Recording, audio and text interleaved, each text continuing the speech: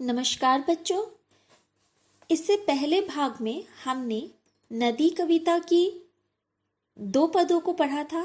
आज हम नदी कविता के आगे के पदों को पढ़ेंगे। उससे पहले आपको मैं बता देना चाहती हूँ कि नदी हमें क्या सिखाती है। जीवन में संघर्ष करना सिखाती है। जो पिछले पदों में हमने पढ़ा, नदी हमें संघर्ष करना सिखाती है, जीवन में आगे बढ़ना सिखाती है। वो थकना या थककर आराम करना नहीं सिखाती, वो हमें निरंतर बहना सिखाती है, निरंतर आगे बढ़ना सिखाती है। और नदी के द्वारा हम अपने जीवन में उन सारी चीज़ों को अपना सकते हैं जो नदी अपने जीवन में करती है, और ऐसे करके हम अपने जीवन पथ पे आगे बढ़ सकते हैं। आइए हम आगे के पदों को पढ़ते हैं। नदी कविता की। भूधराकार चट्टानों को लड़ लड़कर तोड़ दिया तुमने, पर्वत समरस मैदान बने रुख अपना मोड़ दिया तुमने। कवि कहते हैं कि पर्वतों के आकार की जो चट्टानें होती हैं उनको भी, उनसे भी टकराकर नदियों ने उनको तोड़ दिया है।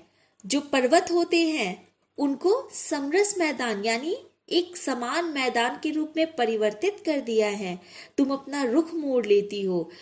जहाँ चट्टानें होती हैं, ऐसा नहीं है कि चट्टानों को देखकर अपना रुख मोड़कर तुम दूसरे तरीके से चली जाती हो या दूसरे रास्ते से चली जाती हो। तुम अपनी दिशा परिवर्तन नहीं करती, तुम उन चट्टानों को तोड़कर अपनी नई दिशा बनाती हो, अपना रुख मोड़ देती हो। कवि कहते हैं कि मनुष्य को भी नदियों के समान लड़ना सीखना चाहिए।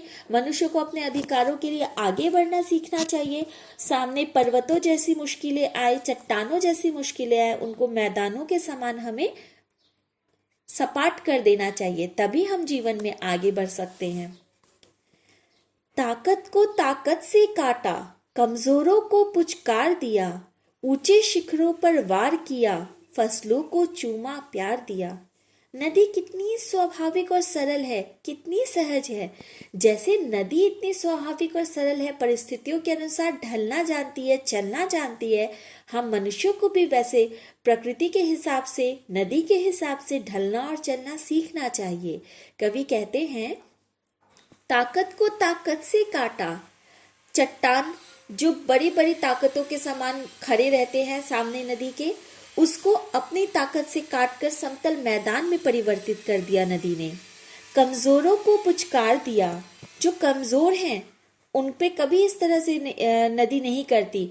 इसलिए आप देखना, समतल भागों में नदी समान रूप से प्रवाहित होती है, कभी उसका नदी का रौद्र रूप नहीं दिखता हमें। ऊंचे शिखरों पर वार किया। ऊंचे ऊंचे शिखरों से नदी, कहते हैं कि पानी का स्रोत जब अधिक होता है तो वो पत्थरों को भी काट देती है, वैसे ही चट्टानों को भी उसने काटा है। फसलों को चूमा प्यार दिया। और फसलों में जब नदी का पानी प्रवाहित होता है तो फसल अच्छी होती है, तो ऐसा लगता है कि जैसे फसलों को उन्होंने प्यार दिया है, नदी ने फसलों को चूमा है, उसे प्यार किया है। और जबकि ताकत को ताकत से उसने सामना किया है। हम मनुष्यों को भी, जो हमसे कमजोर है उन पर अपना ताकत ना दिखाए। हम मनुष्य को ये सीखना चाहिए कि कमजोरों पर अपना बल ना दिखाकर हमें उन ताकतों से लड़ना चाहिए जो हमारे विरुद्ध है। हम क्या करते हैं, अपने कमजोरों पर अपना अधिकार दिखाते हैं, अपने कमजोरों पर हम अपना अस्तित्व कायम करने की कोशिश करते हैं, परंतु हमें ऐसा कभी नहीं करना चाहिए।